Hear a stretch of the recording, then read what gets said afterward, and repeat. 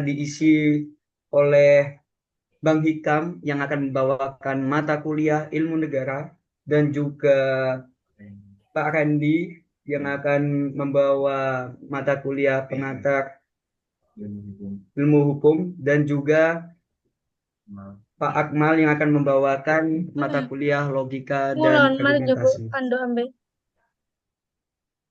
Baik teman-teman, jadi untuk mempersingkat waktu kita akan langsung mulai yang dimana untuk mata kuliah yang pertama yaitu ilmu negara yang akan diisi oleh Bang Hikam. Untuk waktu dan tempat kami persilahkan. Baik, terima kasih moderator dan seluruh founder ataupun inisiator teman-teman angkatan 2025 telah mengundang saya di Study Club ini untuk berbicara dan sharing berkaitan dengan mata kuliah ilmu negara. Pertama, saya apresiasi yang sebesar-besarnya dan yang setinggi-tingginya untuk teman-teman yang keren eh, mendorong dan menginisiasi kegiatan yang luar biasa ini. Semoga bisa istiqomah ke depan, tidak cuma sampai di UTS, sampai di UAS dan seterusnya. Teman-teman sekalian, saya diminta untuk mereview dan membahas terkait ilmu negara. Tapi sebelum saya memulai, saya ingin tahu dulu dong, ini ada 162 dan terus bertambah. Tadi katanya panitia yang daftar ada 250 di GFOAM. Yang ini sudah masuk Ono 163. Coba dong pengen tahu ini dari kelas mana aja ini? Karena saya ngajarnya hanya kelas A sampai dengan kelas E. Bisa di-chat gak di obrolan Zoom nih? Kelas apa saja nih yang sudah ada di sini? Kelas 2005A, C, atau 2005B, atau oke C. Oh, ada kelas J. Ya, ini kelas J ini kan kelas C ini belum pernah saya masuk nih. Ada kelas B, oke, C, oke, J, A. Ada kelas E, ada kelas J. Oh, kelas J lumayan ya. Kelas E, kelas G juga ada ternyata ini. Hidup kelas A bang. Kelas L. Woi, ada kelas K.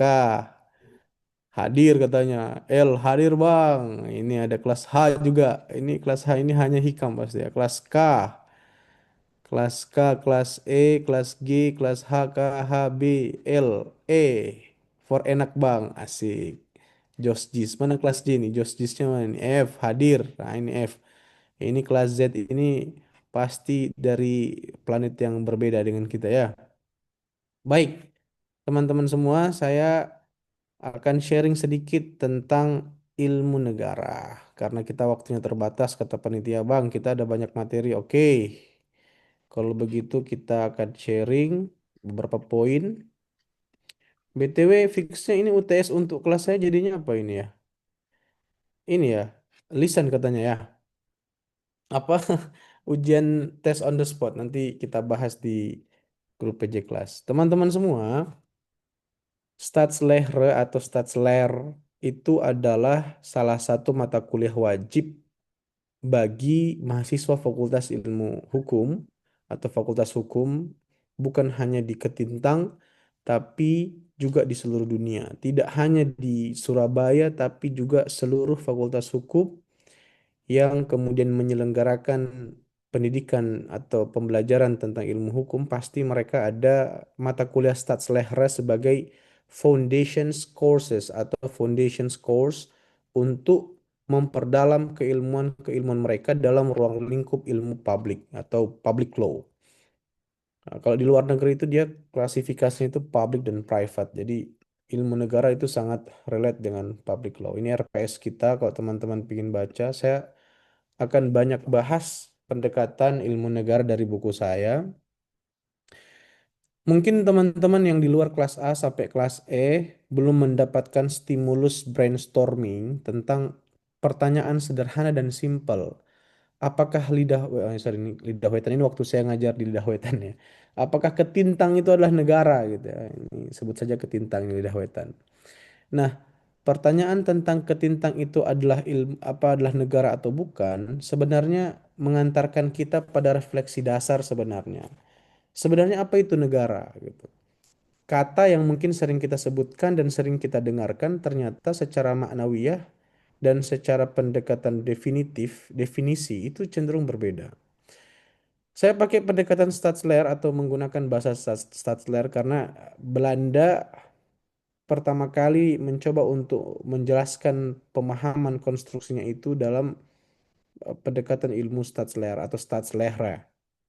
Di Inggris uniknya, nah, kalau Anda belajar ilmu negara, mereka nggak sebut apa state state science atau apa yang kemudian berkaitan dengan itu ya, nation science, no.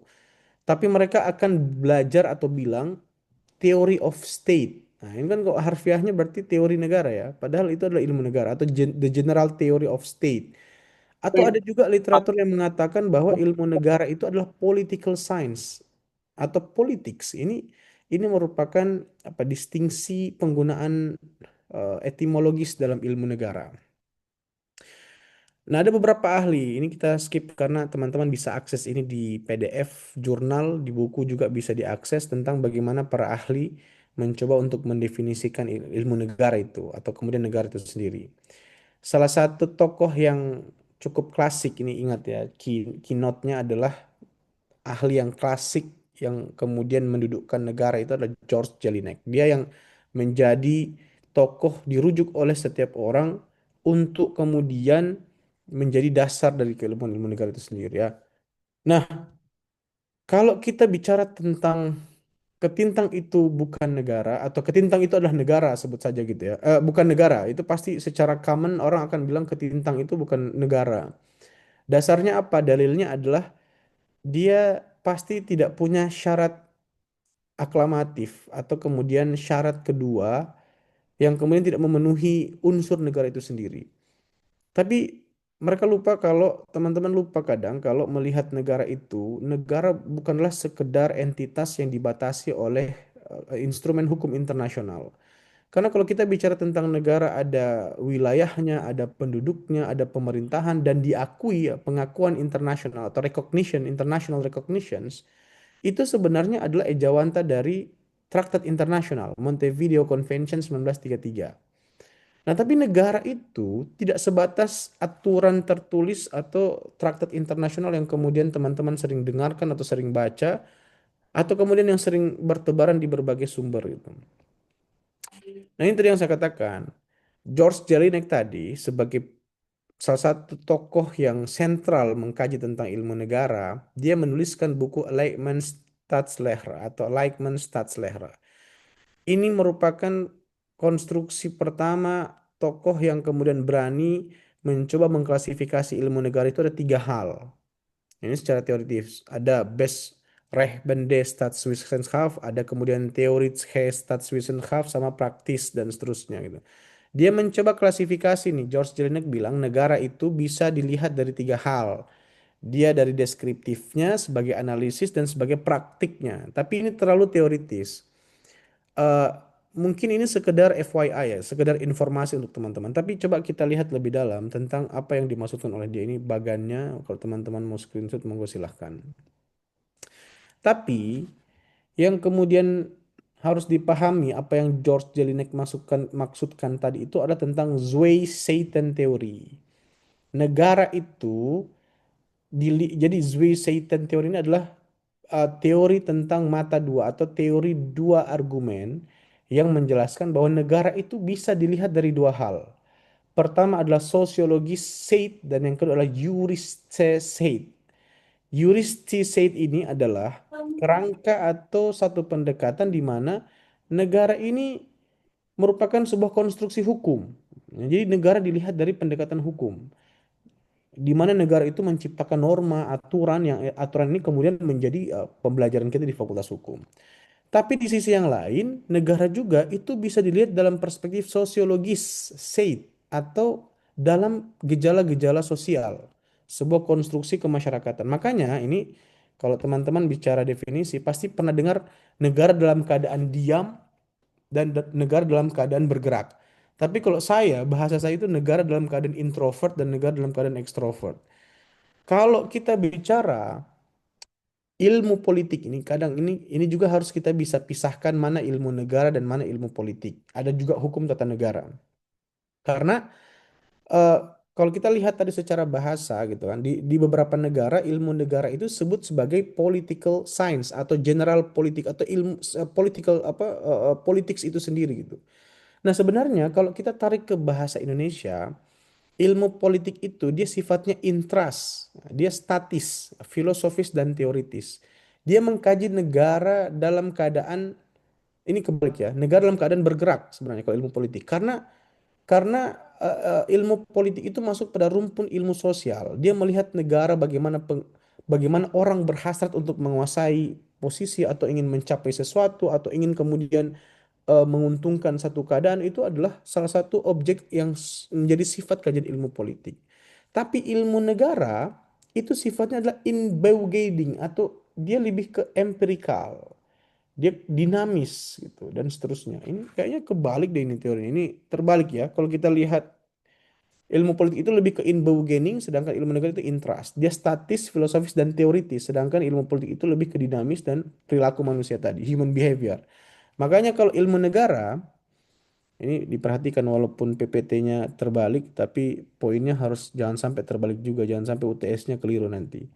Atau jangan-jangan ini bentuk tricky juga. Ilmu politik itu mengkaji negara dalam keadaan bergerak, ya, ekstrovert. Dia melihat gejala manusia di dalamnya. Sedangkan ilmu negara, dia mengkaji negara dalam keadaan introvert atau diam, karena dia hanya mengkaji teori dan aspek filosofis dari negara itu. Sedangkan kalau kita tambah variabel lagi nih, ada kalau di Fakultas Hukum itu ada namanya hukum tata negara, ada juga hukum administrasi negara. Tapi kalau administrasi negara itu sangat spesifik, kita gampang untuk memilah itu. Yang agak sulit itu adalah bagaimana membedakan ilmu politik, ilmu negara, dan hukum tata negara. Kalau pakai pendekatan filsafat ilmu, ilmu itu bisa dikategorikan sebagai sebuah ilmu ketika dia punya objek formal atau kemudian objek kajiannya. Nah, ini yang harus teman-teman pahami. Ilmu politik, objek kajiannya adalah kekuasaan. Nah, proses politik di dalam negara. Ini objek pembelajaran atau mata kuliah atau kemudian apa ya, keilmuan tentang politik itu.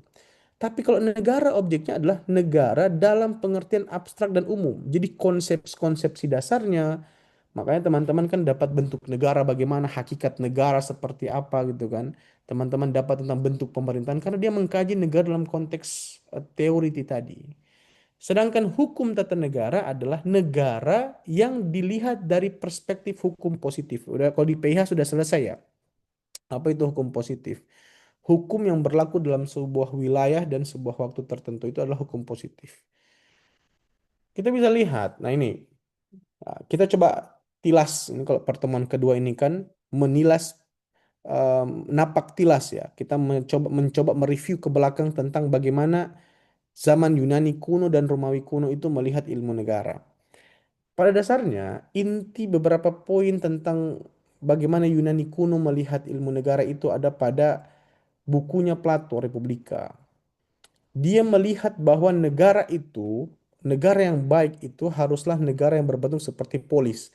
Karena pada Yunani kuno itu sudah ada negara seperti Athena dan negara-negara polis lainnya yang menjadi indikator. Makanya saya sering tanya, apakah hari ini masih ada negara polis gitu? Negara polis itu negara kota, negara yang secara hakikat dia negara, tapi secara wujud dia itu seperti sebuah kota. Makanya itu menjadi pertanyaan di awal untuk menstimulus apakah Ketintang itu adalah negara atau bukan. Hari ini kita bisa melihat seperti Singapura, ya, Vatikan, dan beberapa negara lain yang secara wilayah ya, secara empirikal dia sangat kecil, bahkan menyerupai satu kota, tapi secara hakikat dan entitas dia merupakan sebuah negara. Nah, inilah kemudian gagasan ideal Plato tentang melihat negara yang baik. Makanya negara itu yang baik menurut Plato, dia harus menciptakan tiga hal. Yang pertama adalah eusein, kehidupan yang baik. Orang yang tinggal di negara itu, dia mesti hidupnya baik. Kalau hidupnya nggak baik, maka negara itu gagal ada. Yang kedua adalah melahirkan arete atau arete, kebajikan. Kalau ada orang di dalam masyarakat yang hidup di dalam negara tidak merasakan kebijakan berasal dari kebajikan dari pemimpin, maka dia kemudian gagal sebagai sebuah negara ideal menurut Plato. Dan yang ketiga, Plato bilang bahwa negara yang ideal itu atau menyerupai polis negara gagasan yang dicita-citakan oleh Plato secara ideal adalah eudaimonia. Orang di dalamnya harus bahagia. Jadi kalau Anda masih belum bahagia yang sekarang tinggal di dalam ketintang, maka negara ini masih perlu dipertanyakan apakah secara ideal kita sudah bisa sebut sebagai negara. Nah, prinsip-prinsip yang kemudian Plato sebut ini dalam konteks polis, dia harus memenuhi 4 prinsip ideal tadi. Yang pertama adalah daikai osun atau keadilan, justice. Teman-teman sudah bahas nih kok di kelas yang pernah saya masuk sudah bahas nih. Justice. Yang kedua adalah nomos. Negara itu harus menghadirkan keadilan. Kalau negara itu tidak memiliki unsur keadilan, maka walaupun dia sulit akan mencapai kebahagiaan, dia sulit untuk mencapai kehidupan yang baik. Maka dia harus memiliki keadilan. The second one is nomos atau rules atau kemudian law, hukum itu sendiri. Negara tanpa hukum itu adalah satu keadaan yang sangat mengkhawatirkan karena yang membedakan nanti antara zaman dahulu di zaman Yunani dan Romawi dan zaman saat ini adalah kekuasaan pada lex. Nah, makanya namanya lex talk ya. Lex itu berasal dari kata hukum. Sekarang kekuasaan itu berada di tangan hukum. Di zaman Yunani dan Romawi kuno, kekuasaan itu di tangan rex. Kalau sekarang lex di zaman dulu namanya rex. Rex itulah raja. Nah, makanya hukum ini menjadi salah satu prinsip negara ideal menurut Plato. Yang ketiga adalah Alien kan. polites atau citizens. Kata Nah, citizens ini atau kemudian civic ini ya, warga negara itu menjadi prinsip ideal harus ada negara. Jadi negara yang kemudian memanusiakan warga negaranya, maka dia kemudian terkategori sebagai negara ideal menurut Plato. Dan yang terakhir adalah politeia atau konstitusi. Ini nanti akan kita bahas di pertemuan setelah UTS. Nah, selanjutnya teman-teman sekalian, eh, yang mendengarkan khutbah Jumat setelah maghrib ini, gitu ya. Ini khutbah ilmu negara. Pemikiran ilmu negara di zaman Yunani kuno selanjutnya yang perlu teman-teman garis bawahi itu adalah ada yang disebut dengan spasial fungsional. Ini yang sering menjadi titik concern ketika kita mempelajari ilmu negara dalam dimensi perkembangan di zaman Yunani kuno.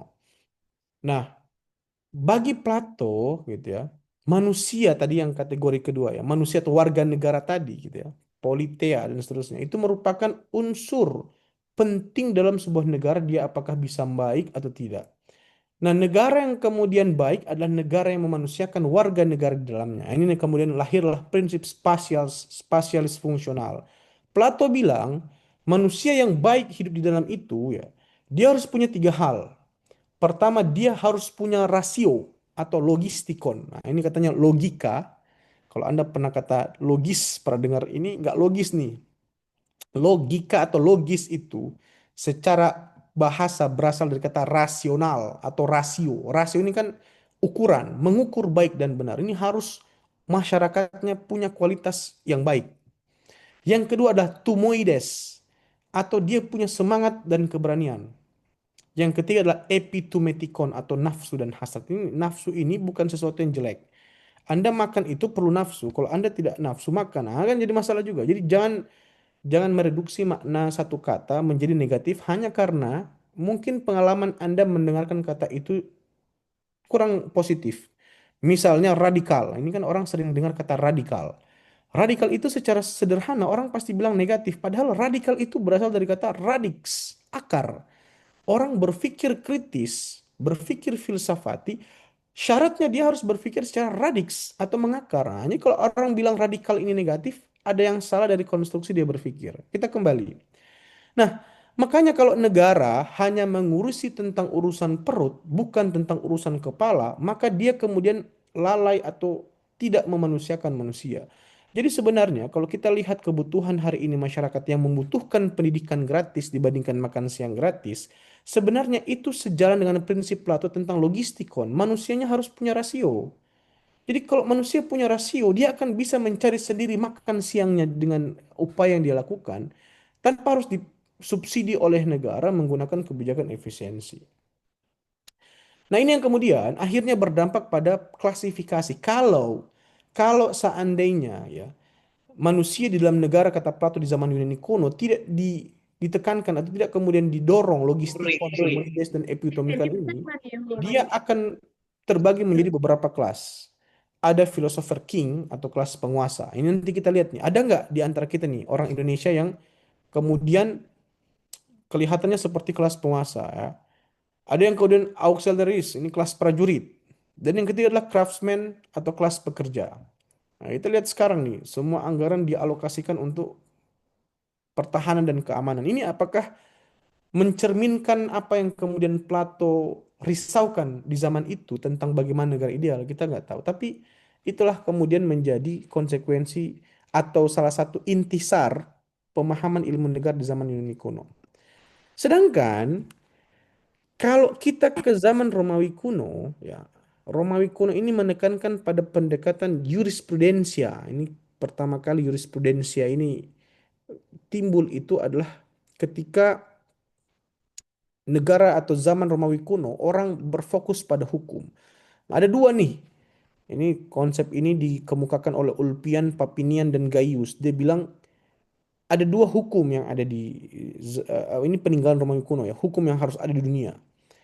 Yang pertama adalah ius civili atau hukum yang berlaku bagi warga negara Romawi dan yang kedua adalah ius gentium, hukum yang berlaku bagi semua bangsa secara umum.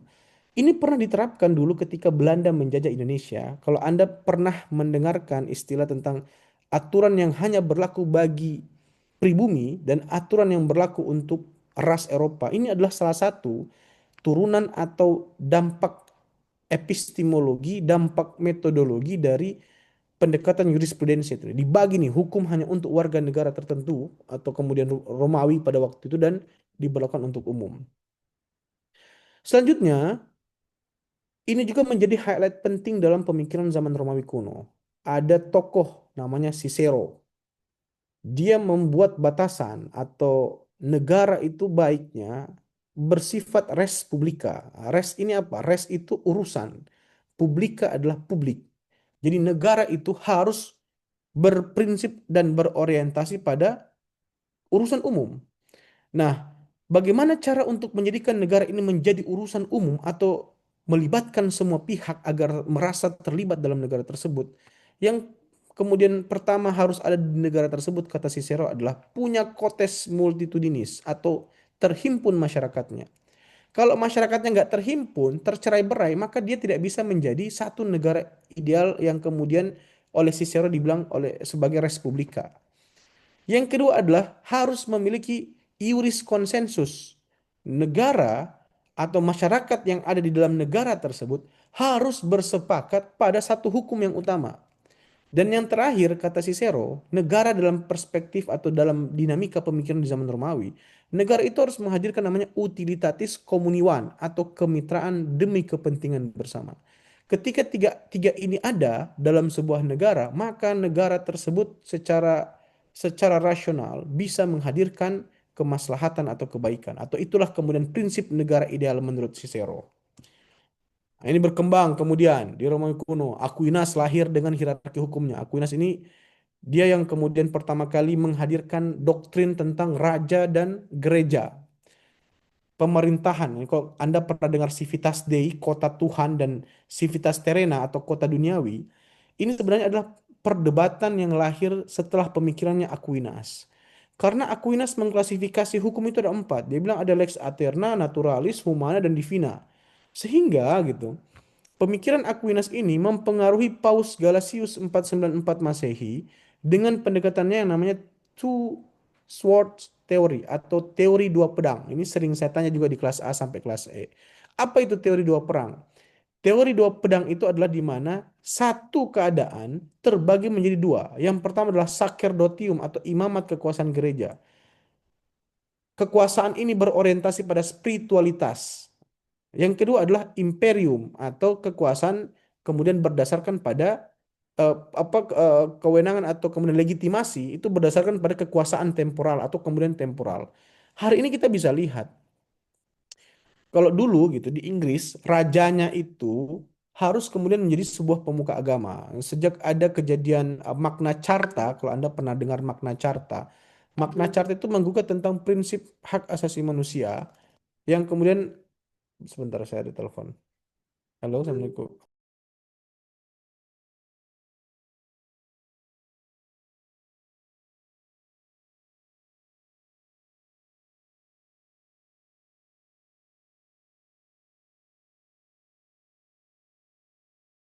Nah, kita lanjut, sorry. eh Sampai mana tadi? Two Sword Theories tadi ya, Paus Galasius tadi dia menjelaskan kalau harus ada dua hal ini ya. Pertama kekuasaan atau legitimasi berdasarkan kekuasaan. Yang kedua adalah legitimasi berdasarkan kekuasaan gereja. Ini nggak boleh dipisah-pisahkan sehingga menjadi perdebatan. Apakah di Indonesia pernah terjadi? Pernah. Di zaman kolonialisasi itu kita pernah di kemudian politik adu domba dengan cara mengadu antara kelompok religius agama dan kelompok adat. Nah, ini menjadi salah satu gerakan yang ternyata sporadik berkembang atau terjadi di beberapa daerah, tidak hanya di negara-negara Eropa. Nah, ini yang kemudian menjadi cikal bakal abad pertengahan Renaissance dan awal modern itu timbul. Kalau Anda pernah mendengarkan tentang bagaimana apa kritik publik terhadap gereja yang menjadi otoritas keilmuan, awalnya otoritas agama menjadi otoritas keilmuan, yang menghakimi ilmu kemudian benar atau salah, pahala atau dosa, menjadi cikal bakal titik awal berkembangnya abad pertengahan. Nah, inilah makanya saya bisa katakan legitimasi itu kalau di Yunani itu dia berorientasi pada kebijakan dan nalar. Di Romawi dia berorientasi pada hukum dan kewarganegaraan. Di abad pertengahan dia berbicara tentang eksistensial theos di situ atau teologi atau ketuhanan di situ. Karena pada zaman abad pertengahan ini mulai gempar dengan human illumination tadi ya. Galileo Galilei itu adalah salah satu tokoh yang mengatakan bahwa bumi itu awalnya itu kan hukum gereja mengatakan bahwa bumi itu datar dan kita bersifat geosentris. Semua planet mengitari bumi. Oleh ahli astronomi tadi, matematikawan tadi ya, mereka mengatakan setelah meriset bahwa ternyata kita itu yang berputar pada porosnya dan mengitari matahari. Namanya heliosentris. Yang kemudian selanjutnya konsekuensinya adalah negara itu bulat. Nah, ini yang kemudian akhirnya menjadi apa? Titik balik kenapa abad pertengahan menjadi salah satu kunci penting bagaimana perkembangan ilmu negara. Sampai kemudian ada pemikiran Machiavelli ya, El Principal bahwa kekuasaan raja itu harus galak. Makanya ada di kelas itu nanya, kalau misalnya dosennya galak sama dosennya baik, dikasih tugas, mana lebih dulu yang Anda akan kerjakan? Pasti orang bilang dosen yang galak. Nah, itulah prinsip Machiavelli itu ya, El Principles. Ya akhirnya berkembang negara modern dengan pemikirannya Hobbes, Locke, dan Rousseau bahwa persetujuan rasional individu itu harus ada dalam sebuah legitimasi kekuasaan. Lanjut, ini juga kita sudah masuk pada pembahasan bab keberapa nih? Ketiga atau keempat, saya lupa. Hakikat negara. Nah, kalau bicara hakikat negara, setelah kita sudah memahami objeknya di awal tadi yang sudah saya satir gitu, definisi negara itu sifatnya adalah fenomena multifaset. Ada nggak yang tahu di sini apa itu fenomena multifaset? Tahu nggak apa maksudnya kira-kira? Fenomena multifaset itu adalah keadaan di mana dia tidak terdefinisi secara konkret karena negara itu berkembang secara konsep. Sehingga kalau ditanya tentang apa itu negara, Anda harus membatasi dulu apa yang Anda tanyakan tentang negara itu gitu. Makanya kalau misalnya pertanyaan kita kembali ke brainstorming awal, apakah Ketintang adalah negara? Kalau Anda langsung directly menjawab bahwa Ketintang bukan negara, maka pertanyaan yang Anda harus ajukan itu negara mana yang dimaksudkan terlebih dahulu. Karena lagi-lagi tadi sifat negara itu adalah fenomena multifaset atau dia tidak kemudian gampang didefinisikan, sangat kompleks gitu. Nah, tapi terlepas dari kompleksitas negara, baik secara definisi ya, ataupun yang lainnya, gitu, ada satu pendekatan menarik. Kalau kita lihat hari ini ya, negara itu merupakan sebuah entitas yang diapit oleh dua hal, adanya hukum dan adanya politik. Nah, ini kan disertasinya Prof. Mahfud MD itu politik hukum. Dia kemudian pergesekan antara hukum dan politik ini itu disebut negara yang kemudian ada dua entitas ini yang ada dalam negara gitu bergesekan ini disebut sebagai body of state. Dia memiliki empat hal konsekuensinya. Adanya power, kekuasaan, harus adanya hukum di situ, ada coercion di situ dan ada consent.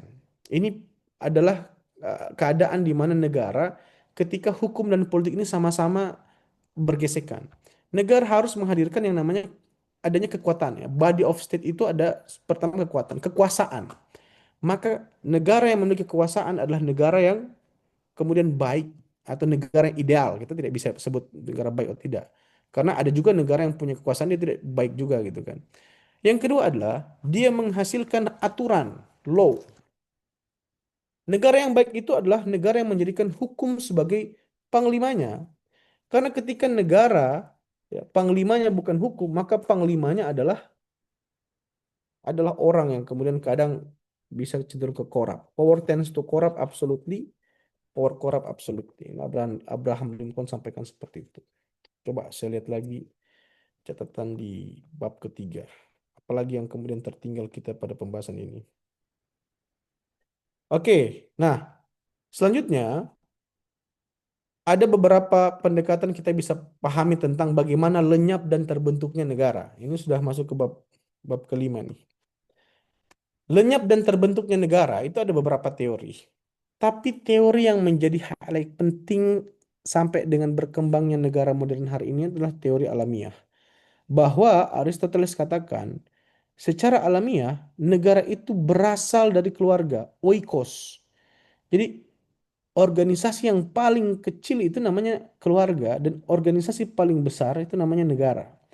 Negara dan keluarga itu adalah satu kesatuan yang kemudian sebenarnya saling sangat berhubungan itu. Kalau misalnya kita lihat perkembangan secara historis ya, bagaimana negara itu ada, dia berawal dari kumpulan orang yang mengaku kelompoknya itu sebagai sebuah keluarga. Berkembang kemudian menjadi sebuah desa dan akhirnya menjadi sebuah polis atau kota kota kecil. Ini selebihnya Anda bisa review bagaimana ini sosial kontrak atau kemudian ini J.J. Rosso menjadi peran utama nih bahwa negara hadir itu atau kemudian lenyap karena kesepakatan antara masyarakat di dalamnya. Kita masuk ke waktunya sudah mulai habis, sebenarnya sudah harus habis ya. Kita coba persingkat bentuk negara, bentuk pemerintahan dan sistem pemerintahan. Ini adalah salah satu jantung pembelajaran tentang ilmu negara itu sendiri. Kalau bagi saya indikator paling konkret ketika orang sudah sebenarnya paham tentang ilmu negara untuk 6 pertemuan awal sebelum UTS adalah dia mampu membedakan tentang bentuk negara, bentuk pemerintahan, dan sistem pemerintahan. Ini core bagi saya ya. Tapi saya tidak tahu kemudian kalau pengajar yang lain. Bagi saya ini adalah core yang cukup penting dan signifikan. Bentuk negara secara harfiah atau secara mainstream itu ada dua. Walaupun ada beberapa literatur mengatakan adanya confederation ya, bukan confederation. Confederation menjadi salah satu karakteristik bentuk negara. Negara federation atau negara serikat. Yang kedua adalah unitaris atau negara kesatuan. Kalau membicarakan bentuk negara, imajinasi kita itu adalah bagaimana kemudian tersentralnya sebuah kewenangan dan tidak. Kalau negara federal, mereka bersifat apa ya, spasial. Jadi negara ada dalam negara. Misalnya Victoria ada apa northern part of Australia dan seterusnya. Ada New South Wales. Itu adalah negara secara independen, tapi mereka berada dalam sebuah negara federal yang disebut dengan Amerika. Yang kedua adalah unitaris atau negara yang kemudian punya kekuasaan. Jadi kalau unitaris itu dia tersentral ke pusat, tapi ada juga namanya desentralisasi dan otonomi daerah. Ini adalah konsekuensi dari unitaris tadi. Sedangkan federasi, dia sebenarnya kalau kita bicara fungsi serupa tapi tak sama. Ini Samratulangi itu tokoh federasi sering menyampaikan hal itu bahwa konsepsi kesatuan dan unitaris itu sebenarnya kesatuan dan serikat itu pada dasarnya sama. Yang membedakan adalah nama dan bentuknya saja. Karena pada akhirnya kita tetap akan membagi tentang kewenangan pusat dan kewenangan daerah. Bahkan di Indonesia yang mengaku sekarang pasal 1 ayat 1-nya dan pasal 18 Undang-Undang Dasar Negara Republik Indonesia adalah negara kesatuan gitu. Tapi kita semi semi federasi gitu. Kenapa? Karena ada kita punya otonomi khusus. Kita bisa lihat Jogja, Aceh, Jakarta, dan Papua itu hampir serupa dengan negara-negara serikat. Mereka punya kewenangan khusus dan kewenangan yang berbeda dengan daerah yang lainnya. Kalau misalnya di Jogja Sultan Grown itu sudah sangat berbeda dengan kewenangan yang lain. Bahwa yang bisa memiliki hak hak bangunan dan seterusnya berbeda dengan hak eh, kepemilikan atas tanah. Ini adalah salah satu keistimewaan dari otonomi khusus yang sebenarnya mirip dengan federasi. Yang kedua adalah bentuk pemerintahan. Bentuk pemerintahan, imajinasi yang harus terpantik itu adalah bagaimana pemerintahan ini, dia seorang pemimpin itu lahir dari rahim keturunan sebelumnya, nasab, atau pemimpin itu berdasarkan res publika tadi, urusan atau kepentingan umum. Kalau seorang pemimpin atau pengelola negara bisa dari kelompok mana saja yang bersifat publik, maka dia masuk pada kategori republik. Tapi ketika penguasa atau kemudian pengelola negara itu adalah orang yang lahir dari rahim keturunan sebelumnya, maka dia masuk pada monarki. Walaupun ya, monarki itu ada yang konstitusional, ada monarki absolut. Indonesia mengaku sebagai negara apa? Indonesia mengklaim dirinya bahwa negara Indonesia adalah negara republik. Pasal 1 ayat 1. Ini sama dengan kesatuan. And the last one tentang sistem pemerintahan. Ada tiga sistem secara mainstream, presidensial, parlementer, dan semi. Either itu semi parlementer maupun semi presidensial. Dasar hukum presidensial, kalau kita Indonesia itu mengaku presidensial, adalah pada pasal 4, pasal 6A, dan pasal 17. Apa sih Bang sebenarnya sistem pemerintahan presidensial itu? Dia berkutat pada dua hal, kepala negara dan kepala pemerintahan. Kepala negara adalah sosok entitas tertinggi menjadi simbol negara, sedangkan kepala pemerintahan itu adalah entitas tertinggi yang mengelola urusan administrasi negara. Jadi kalau seandainya dua hal ini berada dalam satu tempat, maka ini disebut sebagai sistem presidensial. Kalau misalnya ditempatkan di presiden. Kalau misalnya ditempatkan, misalnya ada juga, ada raja, misalnya kita lihat nih, kasus, bukan kasus, yang FYP terakhir, nih, kerajaan di Jepang. Kaisar Jepang ini sudah tidak punya putra mahkota, akhirnya dia ambil keponakannya, anak dari adiknya. Maka ini kemudian representasi dari adanya satu raja sebagai simbol negara, kaisar, dan perdana menteri sebagai kepala administrasi. Begitu juga di Inggris dan seterusnya. Moderator, masih ada lagi waktu? Baik Oke. Bang, jadi untuk waktu kebetulan kan materi selanjutnya ini Bapak Randy yaitu mengisi mata kuliah pengantar ilmu hukum. Kebetulan beliau ini bisa joinnya nanti jam 8.15 dan untuk sisa waktu bisa diisi dengan sesi tanya jawab Bang. Oke. Baik, Oke, baik ini untuk teman-teman bisa untuk mengangkat tangan dalam 3 detik hitungan. Jika ada yang mau ditanyakan, saya mulai ya. 1, 2, 3. Untuk teman-teman bisa angkat tangan bagi yang ingin ditanyakan teman-teman. Atau via chat juga boleh untuk menuliskan pertanyaan apabila kalian mungkin terjadi suatu kesalahan teknis di device-nya dan tidak bisa melakukan suatu onload. Jadi teman-teman bisa mempertanyakan suatu pertanyaan dan kalian bisa langsung raise hand teman-teman ya. Oke, Pak Reni nanti masuk jam 8.15 ya. Kita masih ada 15 menit. Iya Bang, sudah saya konfirmasi dan beliau bilang akan joinnya itu nanti jam 8.15 Bang. Jadi masih ada waktu sekitar 20 menitan, kurang lebih 20 menitan atau 17 menitan Bang. Oke, jadi Atau 20 menitan. sambil menunggu 15 menit berarti tadi ya saya review kembali kalau uh, pada intinya kalau kita berbicara ilmu negara pada saya juga belum bahas tentang bab terakhir nih, bab bab terakhir itu bab 7 ya atau pertemuan ke-7 itu membahas tentang kekuasaan negara. Ini sekalian saya tambahkan. Kalau kita bicara tentang kekuasaan negara atau kekuasaan dalam sebuah negara itu tidak terlepas dari beberapa hal. Yang pertama adalah tentang eh, teori demokrasi atau konsep demokrasi. Saya rasa teman-teman sering mendengarkan kata demokrasi itu. Tapi yang tidak kalah penting selanjutnya adalah teman-teman harus memahami dan menyadari juga ada namanya nomokrasi atau kekuasaan itu berada di tangan hukum. Dan yang ketiga itu ada yang disebut dengan teokrasi atau kekuasaan yang kemudian berpusat di tangan ketuhanan.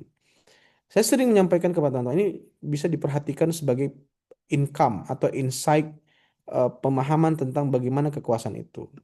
Kalau kita mengatakan Indonesia adalah negara demokrasi, benar tidak salah. Pasti orang akan bilang dalilnya itu Bang, pasal 1 ayat 2 Undang-Undang Dasar. Oke, benar ya. Negara Indonesia adalah negara yang berdasarkan pada kedaulatan dan bla bla bla bla bla. Tapi selain dari memang kita pada pasal 1 ayat 2 Undang-Undang Dasar menjelaskan kita ini menganut kekuasaan yang bersumber dari rakyat gitu ya. Ini juga terlihat pada sila keempat Pancasila. Tapi tidak salah juga kalau kita mengatakan Indonesia juga sebenarnya menganut konsep atau konteks nomokrasi gitu. Kekuasaan berada di tangan hukum. Coba kita tinjau kembali. Setelah pasal 1 ayat 2 ada pasal 1 ayat 3. Indonesia adalah negara hukum. Nah, makna konteks negara hukum pasal 3 itu sangat kompleks, teman-teman. Anda kalau mengkaji tentang tafsir atau perdebatan ahli tentang pasal 1 ayat 3, kita akan mengatakan begini, sebenarnya negara hukum versi Indonesia itu negara hukum yang mana? Karena negara hukum itu ada dua. Pertama adalah konsep rule of law, ya, menurut AFDC. Yang kedua adalah konsep Rechtsstaat, yang kemudian kita kenal dari perspektif Julius Stahel. Kalau rule of law, pendekatannya adalah lebih kepada negara-negara common law atau negara-negara Anglo-Saxon. Sedangkan kalau kita bicara tentang Julius Stahel dengan Rechtsstaat konsepnya mengenai ilmu negara hukum, maka dia akan lari kepada pendekatan civil law atau Eropa kontinental. Nah, pertanyaan yang sangat klasik gitu, apakah Indonesia itu terafiliasi atau cenderung sama dengan rule of law-nya negara-negara common law atau cenderung dekat ke civil law teman-teman di negara Eropa kontinental dengan civil law-nya? Ini jadi pertanyaan. Ada yang mengatakan kita di tengah-tengah, negara hukum yang gado-gado. Common law ada, civil law ada. Kita ada hukum adat, ada hukum kebiasaan. Juga kita menganut sistem kepastian hukum berdasarkan peraturan perundangan. Nah, ini yang menjadi kajian. Makanya eh, kalau kita misalnya mengatakan hanya sekedar kedaulatan, sekedar insight saja, kita bisa mengatakan dan berargumen juga bahwa Indonesia adalah negara yang berdasarkan kekuasaan pada hukum. Tapi tidak salah juga yang ketiga nih. Indonesia juga bisa dikategorikan sebagai negara ketuhanan. Ini banyak ahli nakal yang bukan ahli nakal, ahli yang kreatif atau pemikir kreatif yang mendalilkan bahwa sebenarnya Indonesia juga negara hukum. Kalau kita berdebat atau berargumen, dasarnya apa?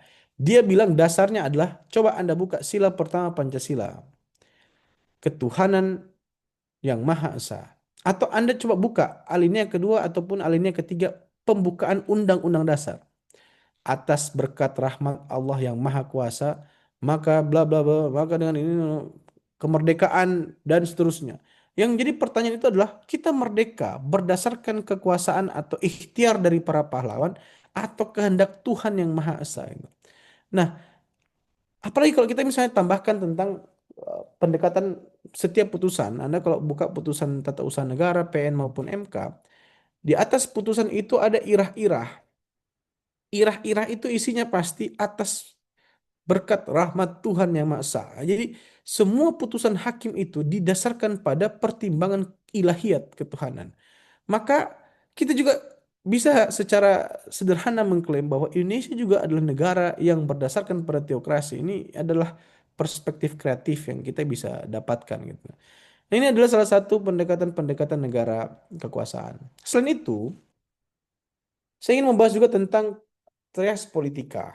Nah, ini yang menjadi salah satu eh, permen anak hukum ketika berargumen di beberapa mimbar-mimbar akademisi ataupun menulis di berbagai kertas-kertas apa publikasi ya. Trias politika itu menjadi mainan kita atau menjadi argumen apa favorit kita ketika kita ingin mendalilkan adanya check and balances atau check and balances dalam sebuah negara. Adanya eksekutif, rumpun legislatif, dan rumpun yudikatif.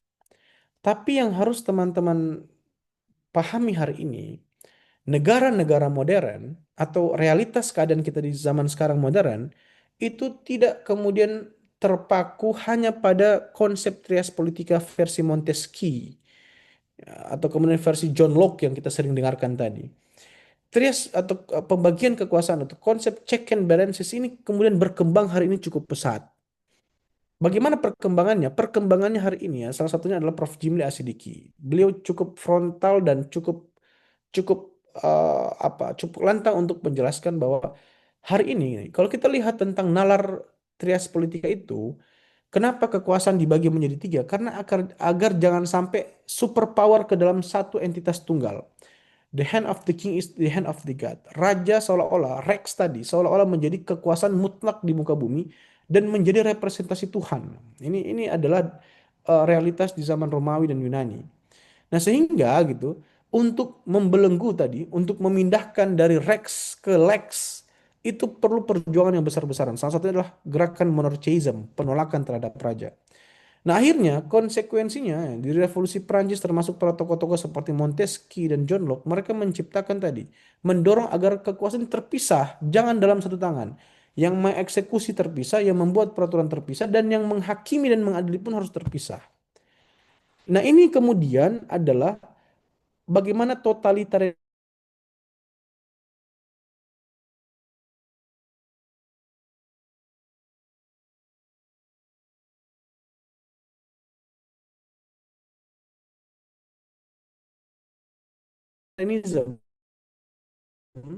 atau tangan besi itu dibangun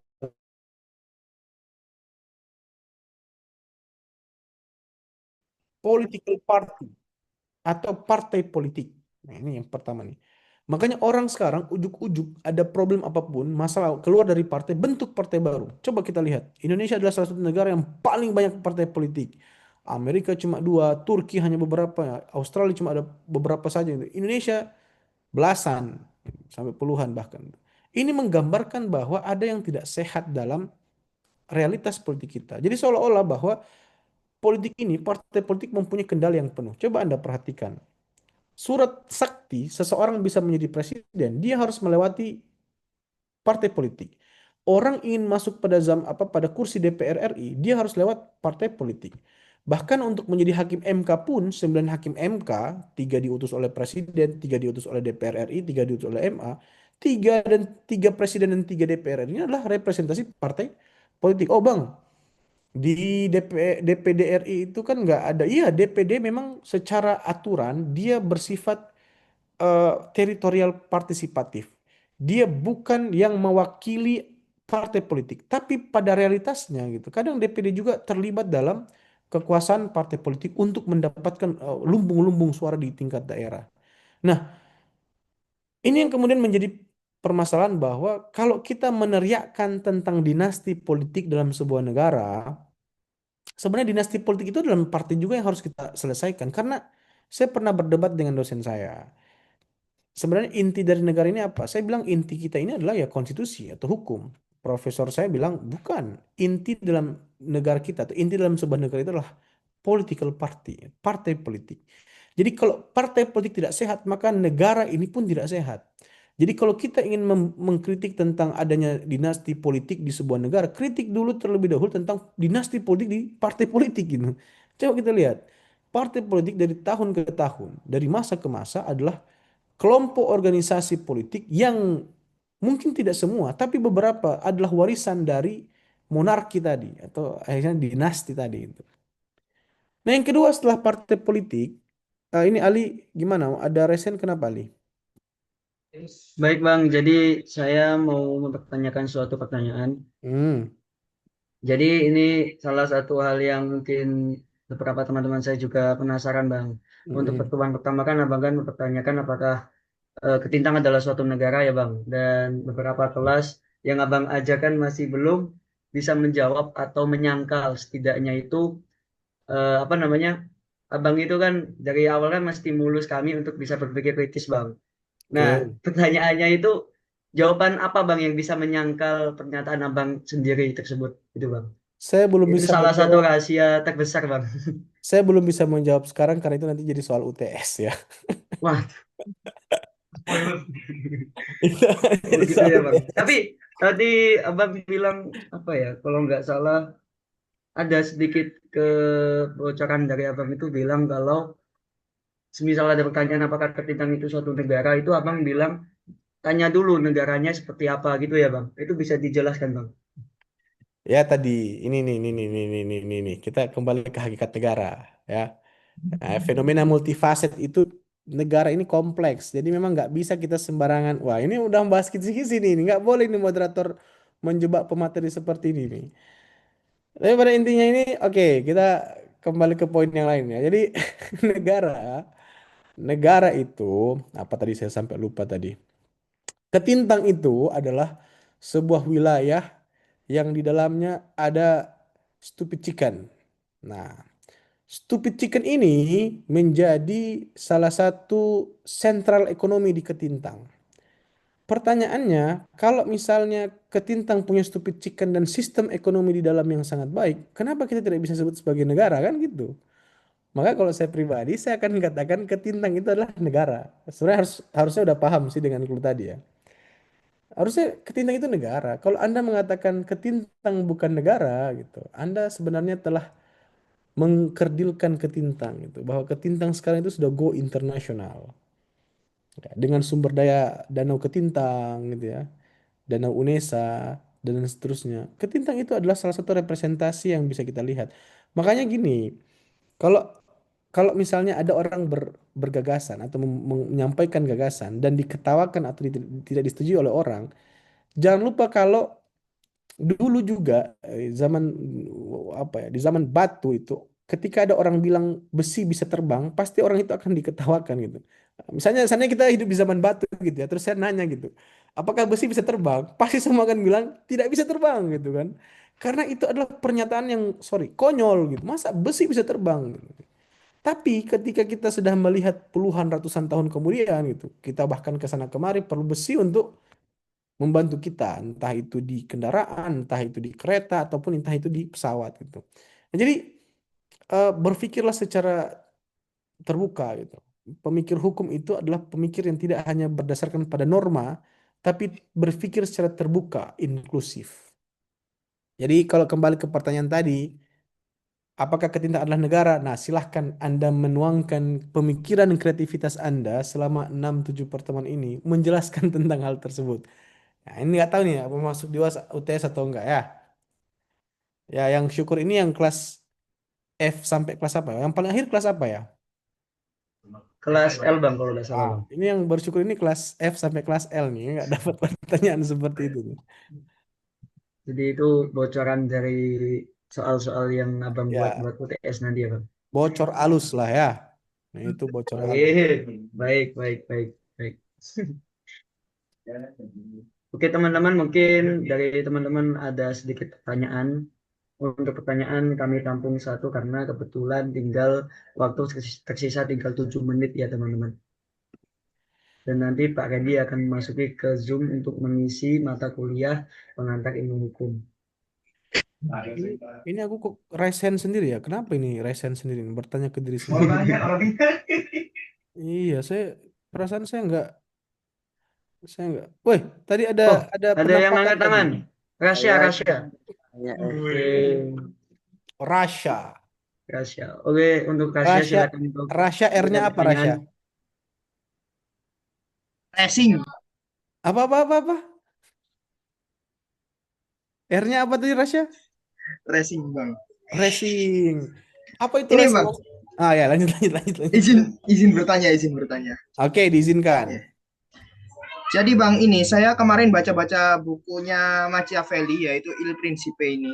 Di Mhm. buku ini Machiavelli ini sering mention tentang Kekaisaran Romawi Suci, di mana Kekaisaran Romawi Suci ini terbentuk itu seperti konfederasi yang dimana di dalamnya itu isinya bukan hanya negara tapi juga ada domini dan juga kayak beberapa hanya teritori saja seperti contohnya ini kerajaan Prusia yang dimana setengahnya itu masuk ke dalam teritori Kekaisaran Romawi Suci sementara setengahnya lagi itu ada di luarnya. Pertanyaan saya bang, kalau seperti itu artinya konfederasi ini bentukannya ini seperti apa kalau dijelaskan, karena kalau saya baca dari buku Machiavelli dan juga dari beberapa forum-forum yang saya baca secara online itu konfederasi ini kayak bulat gitu ya. Kayak saya itu bingung menyimpulkan ini konfederasi ini seperti apa. Beda seperti federasi. Seperti itu Bang. Terima kasih. Terima kasih Mas Rasya. Begini, maka tadi saya katakan bahwa negara itu. Jadi jangankan kita bicara tentang negara ya. Dalam beberapa konteks saja tentang misalnya republika. Republik yang kita pahami hari ini itu adalah bentuk pemerintahan yang kemudian meminta semua orang terlibat di dalamnya. Tapi kalau kita tinjau dari perspektif klasik, republik itu bagaimana orang melibatkan diri di dalamnya untuk mengolah sebuah urusan. Kalau kita hari ini melihat pemimpin menjadi seorang pemimpin itu harus semua kelompok bisa menjadi pemimpin. Tapi kalau di zaman dulu republik itu adalah negara itu, polis itu harus semua terlibat di dalamnya. Yang kemudian agak bergesekan dengan demokrasi itu. Kalau kita bicara konfederasi, nah, konfederasi ini pun harus didudukkan. Kalau konfederasi hari ini kita lihat seperti beberapa negara konfederasi yang kemudian sudah bubar gitu. Dia lebih kepada pendekatan eh, apa istilahnya? Me- Memerger ya atau kemudian menyatukan entitas berbeda baik yang kemudian berdasar pada entitas etnis, ras atau kemudian geografis yang sangat berbeda menjadi satu kesatuan negara. Ini yang kemudian disebut konfederasi. Tapi kalau kita melihat dongeng Machiavelli tentang tentang konfederasi, kita harus menyentuh juga tentang raison d'etat.